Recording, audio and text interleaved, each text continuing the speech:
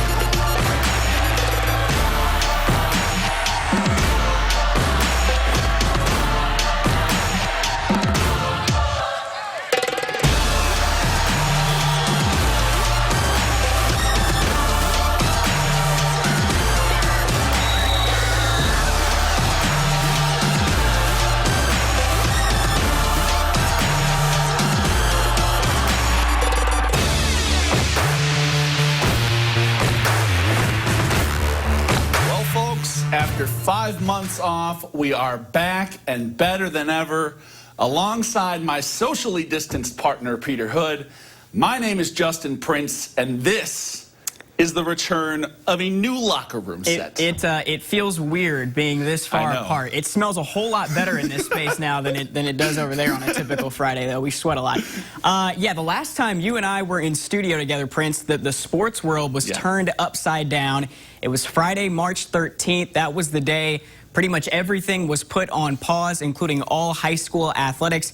And I'll be honest, Prince, there were times this summer where I thought we wouldn't see prep sports again until the fall of 2021, but here we are, my friend. Yeah, I was right there in that same boat with you. It has certainly been a long and winding road to get to this point, but tonight marks the return of high school football here in the Hoosier State. We've got a full slate of games to get to, but Pete, we begin, as we oftentimes do, with the SAC. Absolutely. Our game of the week takes us out to Homestead. Spartans coming off their first SAC championship. Now the proud owners of that victory bell taking on a Northrop squad that's coming off its best season since 2006. Pick this one up first quarter. First drive of the game for Homestead, and the game plan was pretty simple. Get it in the hands of Braden Hardwick early and often. The senior turns the screen pass into a 41-yard gain. And he looking good. Really good. Couple plays later, they hand it off to Hardwick this time. And this time, number 26 puts 6 on the board. Finds the pylon to put Sparty up 7-0 early. But the Bruins were not backing down, Prince, to the reigning champs on this night. Ensuing drive, Kareem Freeman swings it out to C.J. Davis. The sophomore showing some burst into Homestead territory. And speaking of burst, this guy's got plenty of it, Jay Prince. Demarius Cowan, know the name, folks. Know the name. Breaking tackles on his way in for the touchdown. 1 of 4 on the night for Cowan. He goes for 276 yards as Northrop beats Homestead for the first time in program history, 25-21 your final.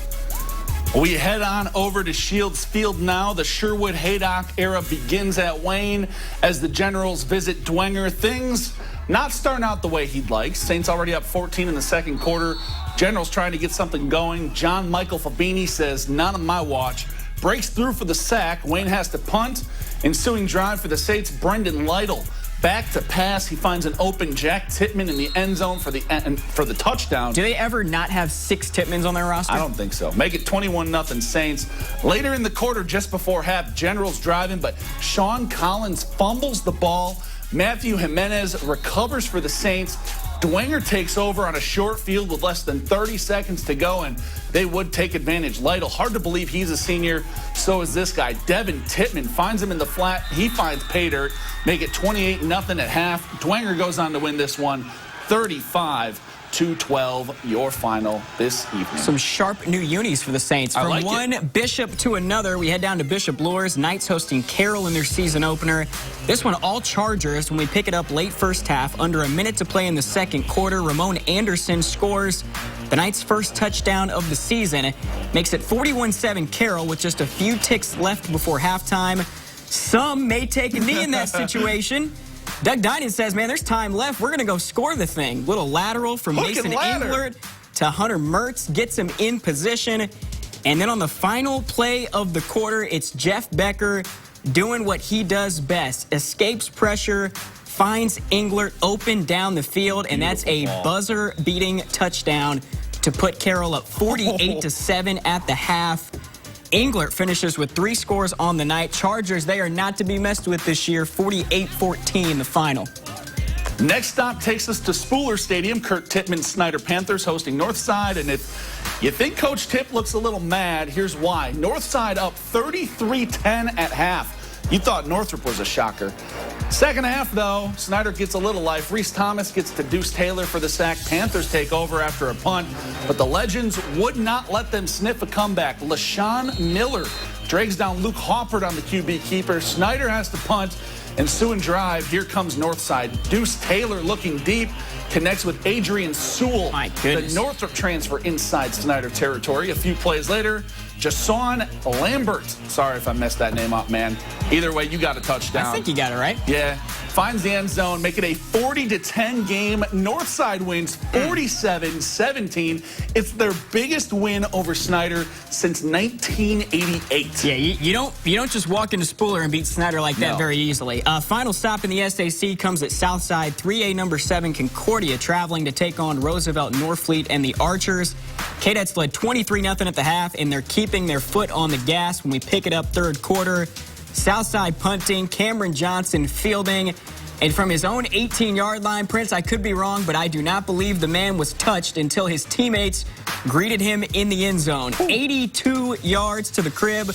Concordia goes up 30-0. Southside trying to get something going in response. Trevor Hapner hoping this little nifty move can spark his team, but it would not on this night. A lot of buzz surrounding that Concordia defense, Prince, and they sure showed up tonight. Cadets pitch a shutout, 37-0, your final. Good win for Tim Manigle's squad. Absolutely. Up to Kendallville we go. The East Noble Knights, your 4A state runner-ups, hosting Plymouth. Pick things up into the second. Already up 14, Dalton Stinson finds Nick Munson. He's in the end zone for 6. East Noble up 21-0. They weren't done just before half. They tack on a field goal. That makes it 24-0 heading to recess. On the other side of the break, Plymouth's defense showing up a bit here. Knights on the 17-yard line. Stinson, though, picked off by Devontae Garcia, but that was not the end of the night for the Knights. Got to love the wordplay from Caleb Saylor. Caleb's always been a clever writer. He gets that from Andrew Logston. He sure does. Cole Schupach boots the ball into the Plymouth red zone. The returner fumbles the catch. Oh, boy. He'd get hit. The ball recovered in the end zone by Rowan Zolman. Knights roll 31-0, your final. I think they'll be pretty good again this year. I think so. We head to Huntington. That's where we find Bart Curtis and the Warsaw Tigers. First possession of the game for the Tigers, sticking to the ground game. That's quarterback Aaron Green keeping it himself. Takes it in 22 yards for the score. And offsides on the extra point gives the Tigers an opportunity for 2, and they would convert 8-0 Warsaw. Vikings would respond, though, on their next possession. Hand off to Zach Hubbard for the big gain. And then you're going to see a misdirection play for Garrett Johnson for the touchdown. They're able to convert their own extra point, so it's 8-8 early on between these two teams. It would be tight all night, but Warsaw, they start the season with a dub. Final is 42-35. Good win for Coach Curtis and the boys. Yeah, no doubt about that one. We head on up to Leo now, an NE8 ACAC showdown between Leo and Woodland at Leo Stadium this evening. And the Lions set the tone from the get-go. Opening kickoff, Caden Miller takes it deep in his own territory, finds a seam, and there he goes. He's got to get high and tight with that football, though, no? Goes 92 yards before taking down. Nearly takes out your favorite sports guy in the process, but I'm an athlete. I stayed on my feet. 2 plays later, Carson Heppner takes the handoff. He plunges in from a couple out, make it 7-0 Leo. Later in the quarter, it's a 9-0 game. Leo forced a safety. Jackson Barber calls his own number. He takes it in from 6 yards out, make it 16-0 Leo after 3 possessions. Things never got better from Woodland from there. Leo can run. They can pass, too. Barber back to pass. Hooks up with Rylan Crawford for the score. Leo goes up 23. He sure can. He's big. Yeah. They pitch a shutout to open the year, 50-0 your final. All right, so the new Columbia City High School. How about the Eagles breaking in that new turf, new stadium against Churubusco? And this one was all C-City. It was a party all night out there. Third quarter opening kickoff. TJ Bedwell refusing to go down. Then on the next play, this is just silly. On third down, the pass by Gregory Bolt skips off the ground to Bedwell. Looks like an incomplete pass. He stops as he catches it. No. The defense stops, but the thing is, like the pass was backwards. It was a lateral. Ball still live. And that's Bedwell to Hunter Heron for the touchdown. How about some trickery for Coach Fox and company? Like it. A couple plays later, it's Abe Barrera. Big gain on the screen pass. They got some big nasties on that offensive line. Experience on that O-line. And then Bolt able to punch it in. He can do it with his arm. He can do it with his legs. This kid is really, really good. C-City, they were a lot better than okay today. They start the season 1-0 with a 38-0 win over their county rival. We head on up to the Nobles, an in-county matchup, rivalry matchup between West Noble and Central Noble. Moment of silence before the game, but to pay respect for Anthony Reyes, a West Noble student who lost his life in a car crash earlier this week. Once the game started, didn't take long for the visitors to get on the board. Second drive, Central Noble's Will Hoover rumbles his way into the end zone. Cougs go up 6. It wouldn't take long for the Chargers to respond. West Noble gets 3 first downs in a row, and then Hunter Foreman, using some fancy footwork, finds his way into the end zone. West Noble goes up 7-6. Central Noble would respond before the end of the first quarter. Sawyer Yoder calls his own number, turns on the boosters like Mike Vick and Madden, rips off an 85-yard run. His team goes up 13-7. Cougars, they're starting 1-0 in the Hayden Kilgore era. Yeah. 27-14 the final. Congrats. All right, some more scores for you from around the area. Angola all over DeKalb. Could be a big bounce-back year for the Hornets, 55-18. Norwell return a lot from last year, especially on defense. They beat Jay County 42-0. Good win for Jimmy Lynn and company tonight over Garrett, 47-21. Adams Central all over Fremont, 43-12. East Side, the defending NECC Small Division champ, coming off their first sectional championship, 49-7 over Heritage. Bluffton Northfield, good matchup there. Tigers get the better, 25-13. South Adams, they continue to roll. They win 41-8 over Winchester. And the first win for the Phil Jensen era in Whitco, 22-20 over Prairie Heights. That one in OT. How about that? Wawasee 42-0 over Lakeland tonight. And Culver blanks Tippy Valley 16-0, the final there.